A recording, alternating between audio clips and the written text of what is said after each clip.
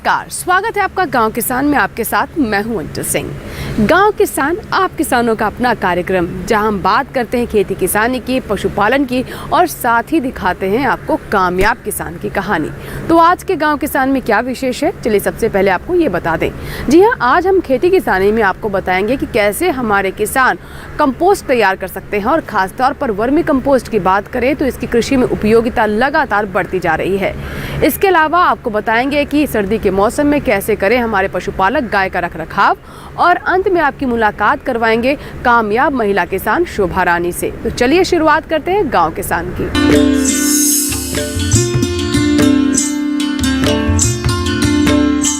गांव किसान में सबसे पहले नजर खेती किसानी पर।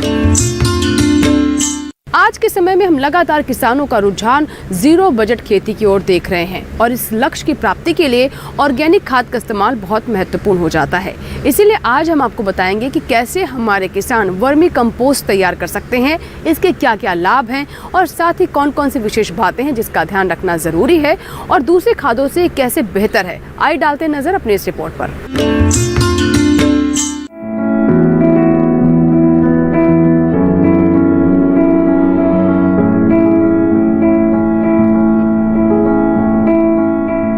बढ़ते रसायन के उपयोग ने स्वास्थ्य और पर्यावरण पर नकारात्मक असर डाले हैं। यही कारण है कि किसान अब तेजी से जैविक खेती का रुख करने लगे हैं। जैविक खेती में सबसे लोकप्रिय है वर्मी कंपोस्ट। इसका उपयोग तब ज्यादा आसान हो जाता है जब पशुपालन के साथ खेती की जाए, क्योंकि वर्मी कंपोस्ट तैयार करने के लिए सबसे जरूरी होता है गोबर। गाय के गोबर को फसल के लिए पोषण का सबसे अच्छा विकल्प माना जाता है, जिसमें पौधों के लिए जरूरी सभी सूक्ष्म तत्व संतुलित मात्रा में मौजूद होते हैं।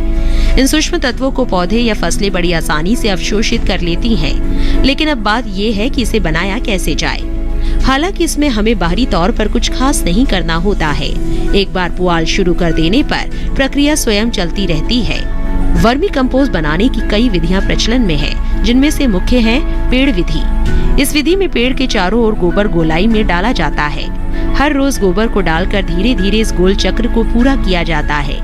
पहली बार प्रक्रिया शुरू करते समय गोबर के ढेर में थोड़े से केचुए डालकर गोबर को जूट के बोरे से ढक दिया जाता है। नमी के लिए बोरे के ऊपर समय समय पर पानी का छिड़काव किया जाता है। केचुए गोबर को खाते हुए धीरे धीरे आगे बढ़ते जाते हैं और अपने पीछे वर्मी कंपोस्ट छोड़ते जाते हैं। इस तैयार वर्मी कंपोस्ट को इकट्ठा करके बोरों में भरकर रख लिया जाता है और जरूरत के हिसाब से इस्तेमाल किया जाता है। दूसरी है बेड विधि। इसमें छायादार जगह पर जमीन के ऊपर 2 से 3 फुट की चौड़ाई और जरूरत के हिसाब से लंबाई के बेड बनाए जाते हैं। इन बेडों को बनाने के लिए गोबर, जानवरों के नीचे बिछाए गए घास फूस, खरपतवार के अवशेष का इस्तेमाल किया जाता है। बेड की ऊंचाई करीब 1 फुट रखी जाती है। बेड को पुआल या घास से ढक दिया जाता है। इस तरह जितनी जरूरत हो उस हिसाब से बेड बनाने चाहिए। शुरुआत में पहले बेड में केंचुए डालने होते हैं, जो कि उस बेड में गोबर और जैव भार को खाद में बदल देते हैं। एक बेड की खाद बन जाने के बाद केंचुए खुद ही दूसरे बेड में पहुंच जाते हैं। इसके बाद पहले बेड से वर्मी कंपोस्ट अलग करके छान कर भंडारित कर लिया जाता है। वर्मी कंपोस्ट बनाते समय कुछ बातों का ध्यान रखना चाहिए, जैसे वर्मी बेडों में 30 से 40% तक नमी बनाए रखें। नमी का प्रतिशत सही होने पर ही केंचुए ठीक से काम करते हैं। इससे ज्यादा तापमान होने पर केंचुए अक्रियाशील हो जाते हैं। वर्मी बेड में ताजे गोबर का उपयोग ना करें। ताजे गोबर में गर्मी अधिक होने के कारण केंचुए मर जाते हैं। किसान करीब 4 या 5 दिन पुराना गोबर ही इस्तेमाल करें। केंचुआ खाद बनाने के दौरान किसी भी तरह के कीटनाशकों का उपयोग ना करें। खाद की पलटाई या तैयार कंपोस्ट को एकत्र करते समय खुरपी या फावड़े का इस्तेमाल ना करें। किसानों के रूप में मैं आया और यहाँ पर ट्रेनिंग लिया। ट्रेनिंग लेने के बाद मैंने वर्मी कंपोस्टिंग की ट्रेनिंग लिया। ट्रेनिंग ले करके मैं अपने घर पर वर्मी कंपोस्ट यूनिट लगा करके खाद तैयार शुरू करना किया। और आज वह जो खाद तैयार हुई, एक तो हमारी बेजान पड़ी भूमि जो थी, ऊपर भूमि थी, उसको हमने उपजाऊ बनाया। उपजाऊ बनाने के बाद फिर हमने उसको, मैं चूँकि एक बेरोजगार था, पढ़ने लिखने के बाद नौकरी नहीं मिली, हमने उसको व्यवसाय रूप दिया और कई पिट हमने बनाया। और उससे जो खाद तैयार हुई, खाद तैयार करके हमने पैकिंग करके नर्सरियों में बेचता हूँ। और इनके अलावा जो सब्जी खेती करते हैं किसान, औषधि खेती करते हैं, फूलों की खेती करते हैं, उनमें तमाम आवश्यकताएँ होती हैं जैविक खेती की, हमने वहाँ भी तैयार किया। तैयार करने के बाद वहाँ भी हमने सेल कर रहे हैं। और यह आज मैं कई जगहों पर मैं एक प्रशिक्षक के रूप में, एक ट्रेनिंग के रूप में मैं किसानों को प्रशिक्षित करता हूँ। तमाम विभाग मुझे बुलाते हैं, एक आज ट्रेनिंग के रूप में वहाँ पर जाता हूँ। मुझे जो एक वैज्ञानिक का मानदेय होता है वो भी मिलता है। साथ ही हमारा प्रचार प्रसार हो रहा है और हमें देख करके तमाम जो टीमें आती हैं, कृषक भ्रमण होता है सरकार द्वारा, भारत सरकार द्वारा, वह टीमें कई राज्यों की टीम अब तक हमारे घर पे आ चुकी है। और डॉक्टर अजय कुमार कृषि विज्ञान केंद्र द्वारा तमाम टीमें आई और आते रहते हैं। और हमें बीच बीच में जहाँ कहीं भी ज़रूरत पड़ती है उनसे हम जानकारी लेते हैं। और तमाम जो वैज्ञानिक हैं KVK इलाहाबाद से, उनसे हम मिलता है और अखबारों में भी हमारा आता है। फसलों में वर्मी कंपोस्ट का उपयोग करने से कई तरह के लाभ मिलते हैं। केंचुआ खाद भूमि की उर्वरकता को तो बढ़ाता ही है, साथ ही मिट्टी की जल सोखने की क्षमता में भी इजाफा करता है। वर्मी कंपोस्ट वाली भूमि में खरपतवार कम उगते हैं, जिससे रोग भी कम लगते हैं। वर्मी कंपोस्ट का उपयोग करने से फसलों के उत्पादन में वृद्धि होती है। वर्मी कंपोस्ट मिट्टी में कार्बनिक पदार्थों की वृद्धि करता है, साथ ही भूमि में जैविक क्रियाओं को बनाए रखता है। इसके अलावा फल, सब्जी, अनाज की गुणवत्ता में सुधार आता है, जिससे किसान को उपज का बेहतर दाम मिलता है। तो अभी हमने आपको बताया कैसे हमारे किसान वर्मी कंपोस्ट तैयार कर सकते हैं और इसके क्या क्या लाभ हैं। इसी के साथ ही यहाँ वक्त हुआ एक छोटे से ब्रेक का। ब्रेक के बाद जब वापस आएंगे तो बात करेंगे हमारा पशुधन की। कहीं मत जाइएगा, बने रहे गांव किसान के साथ। छोटा सा ब्रेक।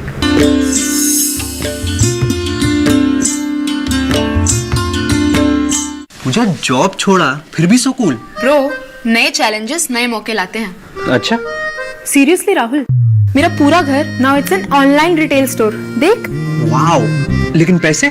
कुछ साल पहले दिवाली बोनस को इन्वेस्ट किया था। और अब तो है LIC का यूलिप प्लान निवेश प्लस। एक बार इन्वेस्ट करो, इंश्योरेंस से सुरक्षा का लाभ और मार्केट की बढ़त का फायदा दोनों पाओ। 1 sec Rahul. Madam, you are double cool. हर जोखिम से निकल कर फसल आए, सुरक्षित हो जाए।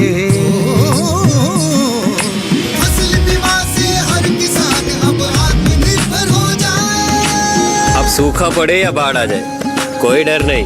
अब ओले पड़े या कीट पतंगे फसल खा जाए, कोई फिक्र नहीं। अब कैसी भी आपदा हमारी फसल पे आ जाए, क्षति होने पर हमारे दावों का उचित भुगतान मिलता है, क्योंकि हमने लिया है प्रधानमंत्री फसल बीमा। बुआई से फसल कटाई तक हर जोखिम का दावा, न्यूनतम प्रीमियम पर अधिकतम भुगतान का वादा। योजना से हर साल जुड़ रहे हैं 5 करोड़ से ज्यादा किसान। अब आपकी है बारी। नजदीकी कृषि कार्यालय, सहकारी समिति, बैंक शाखा, अधिकृत बीमा कंपनी या जन सेवा केंद्र में स्वेच्छा से करा सकते हैं पंजीकरण। फसल बीमा पोर्टल या फसल बीमा ऐप द्वारा भी किया जा सकता है पंजीकरण। प्रधानमंत्री फसल बीमा योजना, आपकी फसलों का संपूर्ण सुरक्षा कवच। कृषि एवं किसान कल्याण मंत्रालय, भारत सरकार।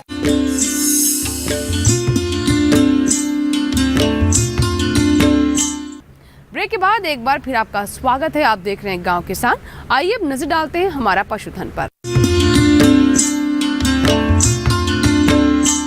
हमारे किसान जानते हैं कि हमारा पशुधन एक ऐसा सेगमेंट है जिसमें हम पशुपालन से संबंधित ऐसी जानकारियां पशुपालकों तक पहुंचाते हैं ताकि उनके पशु स्वस्थ रहें और हमारे पशुपालकों की आय में वृद्धि भी हो सके। इसी कड़ी में आज हम आपको बताएंगे कि सर्दी के मौसम में कैसे आप अपनी गायों का रखरखाव बेहतर तरीके से करें ताकि वो स्वस्थ रहें, बीमार ना हो और हमारे किसानों को किसी तरह का नुकसान ना झेलना पड़े। जी हाँ, सर्दी के मौसम में बहुत ध्यान रखना पड़ता है कि हमारे पशुओं को किसी तरह की बीमारी ना घेरे, क्योंकि इससे उनकी उत्पादकता भी घट जाती है। तो आइए जानते हैं कौन कौन सी विशेष बातें हैं जिसका ध्यान रखना इस मौसम में बेहद जरूरी है।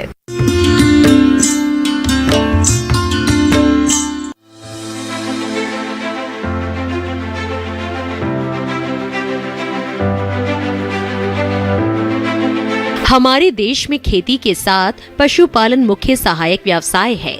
ज्यादातर ग्रामीण क्षेत्रों में गौपालन बेहद लोकप्रिय है, क्योंकि गायों से दूध उत्पादन तो होता ही है, साथ ही इनके गोबर से जैविक खाद भी तैयार की जाती है।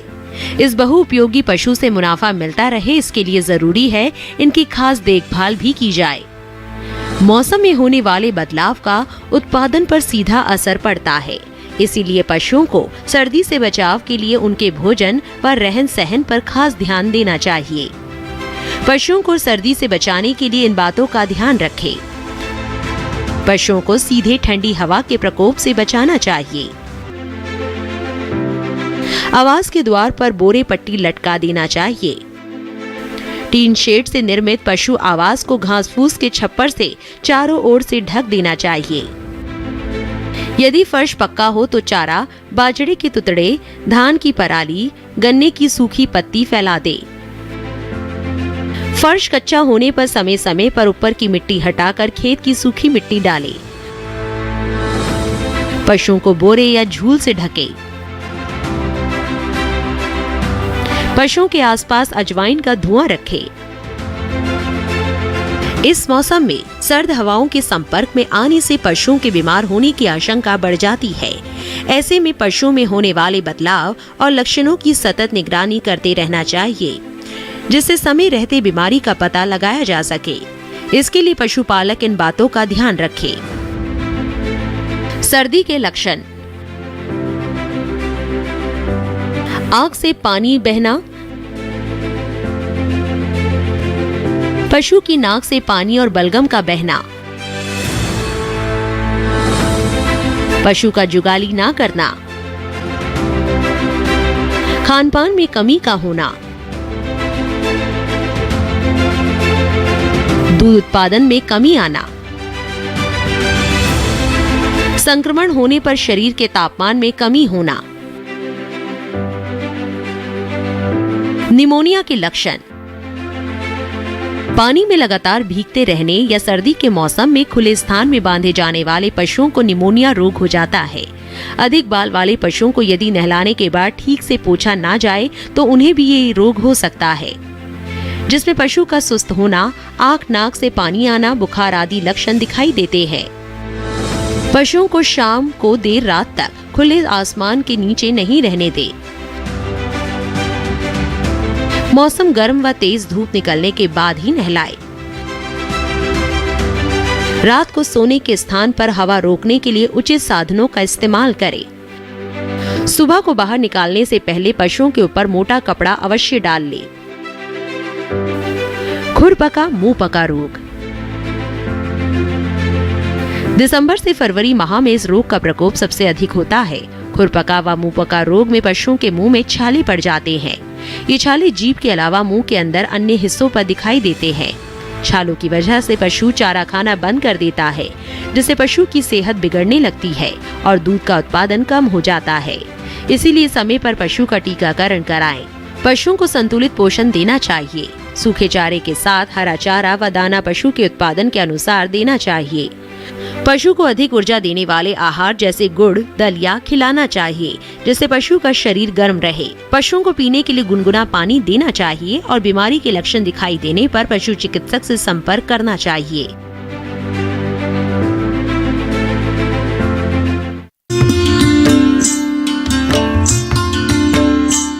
तो अभी आपने जाना कि सर्दी के मौसम में कैसे रखें अपनी गाय का ख्याल। खास तौर पर खुरपका, मुंहपका जैसी बीमारियों को लेकर हमारे किसानों को काफ़ी सावधान रहने की ज़रूरत है और टीकाकरण को बिल्कुल भी नज़रअंदाज ना करें। बढ़ते हैं आगे और बात करते हैं इस माह के पशुपालक कैलेंडर की। पशुपालक कैलेंडर: इस माह में तापमान में कमी होना लाजमी है। ऐसे में पशुओं को ठंड से बचाने के उपाय करें। रात के समय पशुओं को खुले में ना छोड़ें।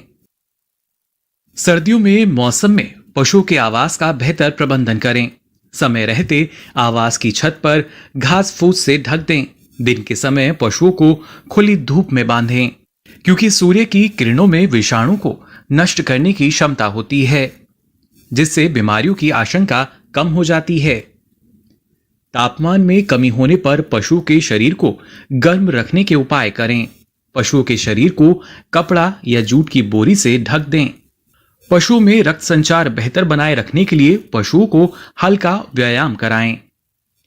खुरपका, मुंहपका रोग, गलघोटू, लंगड़ी बुखार, चेचक आदि रोगों के टीके यदि अभी तक नहीं लगवाए हों तो कृपया समय रहते पशुओं का टीकाकरण करा लें। इस मौसम में कफ, निमोनिया और खांसी संबंधित रोग होने की स्थिति में पशु चिकित्सक से परामर्श लेकर ही पशु को दवा दें। दुधारू पशुओं को थनैला रोग से बचाने के लिए पूरा दूध निकालने और दूध दुहने के बाद थनों को कीटाणुनाशक घोल से धो लें। इस मौसम में पशुओं के आहार में खनिज लवण की निर्धारित मात्रा दें।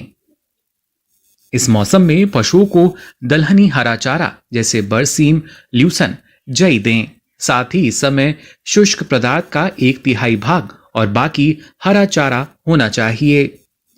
इस समय पर्याप्त मात्रा में हरा चारा उपलब्ध रहता है, लेकिन पशु का स्वास्थ्य बनाए रखने के लिए निश्चित मात्रा में ही हरा चारा दें, नहीं तो अफारा होने की आशंका बनी रहती है।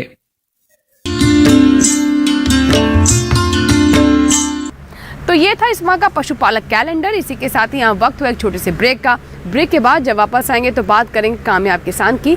कहीं मत जाइएगा, देखते रहें गांव किसान। छोटा सा break.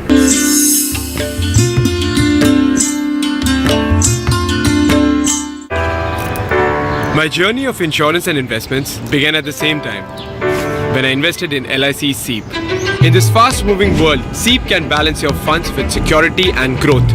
SEEP will take care of the ups and downs of the market and will give you fruitful results so that you enjoy the ride. And when SEEP is with you, you can soar high. LIC's unit-linked insurance plan SEEP offers savings and protection so that you can soar high in your life. LIC, हर पल आपके साथ।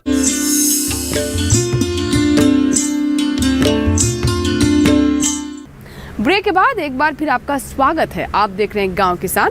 आइए बात करते हैं आज के कामयाब किसान की। आज के कामयाब किसान की कहानी बहुत ही खास है, क्योंकि कहानी है एक महिला किसान की जिनका नाम है शोभा रानी।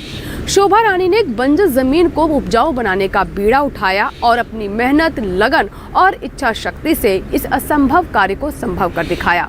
और आज के समय में वो इस भूमि में नई तकनीक का इस्तेमाल करके कामयाबी हासिल कर रही हैं। पॉली हाउस के माध्यम से वो शिमला मिर्च की खेती कर रही हैं और अन्य महिलाओं के लिए भी प्रेरणा बन रही हैं। तो आइए देखते हैं शोभा रानी की कामयाबी की कहानी।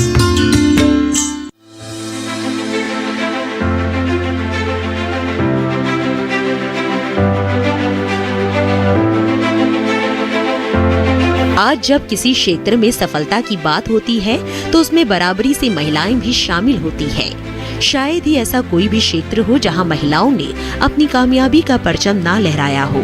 कृषि की बात करें तो सदियों से महिलाएं पुरुषों के साथ कंधे से कंधा मिलाकर श्रम में भागीदार रही है, लेकिन कुछ एक ऐसी भी महिलाएं हैं जिन्होंने विषम परिस्थितियों में खेती में अकेले संघर्ष शुरू किया और अपना मकाम हासिल किया। हम बात कर रहे हैं लखनऊ उत्तर प्रदेश की महिला किसान शोभा रानी की। बचपन से पिता की कमी और संघर्ष के बीच पली बड़ी शोभा रानी की परवरिश उनके नाना के घर में हुई। चूँकि नाना के घर में थोड़ी बहुत खेती का काम किया जाता था, यहीं से उनके मन में कृषि को लेकर दिलचस्पी बढ़ी और उन्होंने खेती की बारीकियां सीखी। खेती के क्षेत्र में उनके नाना के लगाव ने शोभा रानी को भी प्रभावित किया। यही वजह थी कि शादी के बाद भी शोभा रानी के जहन में हरे भरे खेत और प्रकृति से जुड़ी यादें बार बार अपनी ओर खींचती, जबकि इनके ससुराल में खेती किसानी से दूर दूर तक कोई नाता ना था। उन्हें जानकारी मिली कि उनकी थोड़ी सी जमीन है जो बंजर हालत में पड़ी हुई है। इस बंजर जमीन में उन्हें अपने सपने सच होने की उम्मीद नजर आई और यहीं से शोभा रानी ने खेती में अपने प्रयास तेज कर दिए। सुनसान और बंजर जमीन को हरा भरा करना इतना आसान नहीं था, लेकिन मजबूत इरादों ने बंजर जमीन में भी अंकुरण कर दिए। खेती का ये रास्ता इतना आसान भी ना था। शोभा के परिवार वालों को भी जल्द ही इस बात पर संभव होने लगा कि क्या बंजर जमीन में फसलें ली जा सकती है। लेकिन अपने लक्ष्य पर अड़िग शोभा पर ईश्वर भी मेहरबान था। आसमान से गिरी उम्मीदों की बारिश ने जमीन पर पौधों के लिए अनुकूल वातावरण पैदा कर दिया और बंजर जमीन में पौधे मुस्कुराने लगे और शोभा रानी ने जैविक खेती का दामन थामा। मां के इन प्रयासों से उनके छोटे बेटे गौरव काफी प्रभावित हुए। हालांकि गौरव पेशे से मैकेनिकल इंजीनियर है, लेकिन गौरव अपनी मां का खेती में भरपूर साथ देते हैं। इतना ही नहीं, गौरव अब अपना करियर खेती में ही बनाना चाहते हैं।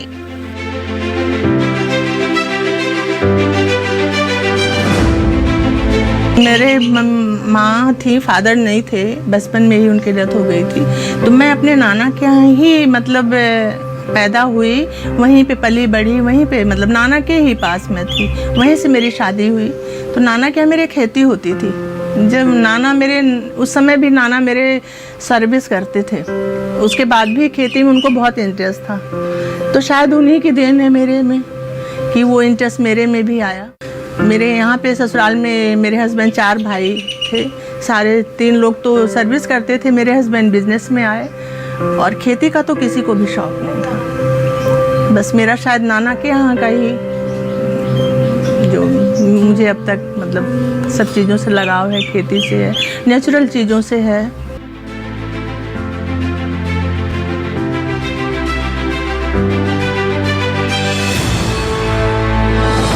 सफलता का रास्ता मिल चुका था। यहीं से माँ बेटे ने खेती को आगे बढ़ाना चाहा। इसके लिए इन्होंने बाकायदा प्रशिक्षण लिया, जिसमें नई नई तकनीकों को जाना और पॉली हाउस में खेती करना शुरू किया। इसमें प्रोटेक्टिव खेती अपनाकर शिमला मिर्च की खेती शुरू की। आज उनकी बंजर जमीन में पीली और लाल शिमला मिर्च खुशियों के रंग बिखेर रही है। इस कामयाबी को देखकर लोगों ने दोनों का हौसला बढ़ाया। हौसले के साथ शोभा रानी ने खेती का दायरा बढ़ाया और अब करीब 5 एकड़ में खेती को विस्तारित कर लिया है। इस दौरान उन्होंने अपनी जमीन में कई तरह के फूल, विभिन्न प्रकार के फल, मसालों की खेती भी की है। उनके इन प्रयासों के लिए शोभा रानी को सम्मानित भी किया गया है। शिमला मिर्च लगाई तो हम लोग यूपी में पहले थे लगाने वाले, तो लोगों ने बड़ी तारीफ की, सबने जिसने भी देखा तो हम लोग और उत्साह हुआ। फिर हम लोगों ने फिर जो है एक 4000 स्क्वायर मीटर का पॉली हाउस मिल करके हम लोगों ने डाला। उसमें हम लोगों ने जरबेरा की फसल ली और वो भी बहुत अच्छी गई। लोगों ने बड़ा फूल जो देख करके भी अच्छा लगता था देखने में और लोगों ने बड़ी तारीफ़ किया। उसका मतलब डिमांड भी थी उस समय। तो फिर उसके बाद धीरे धीरे करते करते हम लोगों ने और बढ़ाते 16 अभी हमारे पास 5 एकड़ में जो है 20,000 स्क्वायर मीटर में हमारे पास पॉली हाउस है। और उसमें लेकिन फिर बीच में क्या हुआ कि फूलों का थोड़ा सा चाइनीज़ प्लास्टिक फ्लावर्स जो आने लगे, तो उससे जो है डिमांड इसकी कम हो गई थी। तो हम लोगों ने फिर जो है उसमें सब में जो है शिमला मिर्च जो है अभी हम लोग लाल पीली वाली वो कलर कैप्सिकम सब में कर रहे हैं। खुद भी कभी सोचती हूँ तो उसका जवाब मुझे अपने से ही नहीं मिलता है कि इतनी प्रॉब्लम, मतलब घर में भी जाते थे तो कोई खुश नहीं होता था। मतलब गर्मी में यहाँ एक पेड़ नहीं, उधर एक बांस था तो उस पर कभी कभी बैठते थे, पता चला वो सांप वहाँ से निकल रहा है, फिर वहाँ से उठ के भागते थे हम लोग। सोचिए इसके बाद भी मैंने नहीं छोड़ा यहाँ पे, तो वो गॉड गिफ्ट ही होगा कि जो मुझे यहाँ तक ले आया। उसके बाद तो ये बेटा बड़ा मेरा यही सपोर्ट करने लगा, तो मुझे फिर प्रॉब्लम नहीं हुई।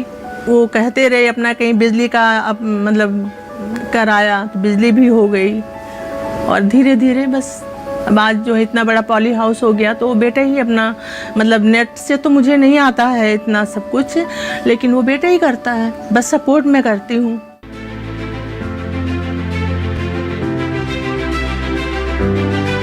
नारी अगर ठान ले तो क्या नहीं कर सकती। शोभा रानी ने भी अपने प्रयासों से बंजर भूमि में भी फसल उगाकर ये साबित कर दिया कि हर संभव राह में सुखद मंजिल का रहस्य छुपा होता है।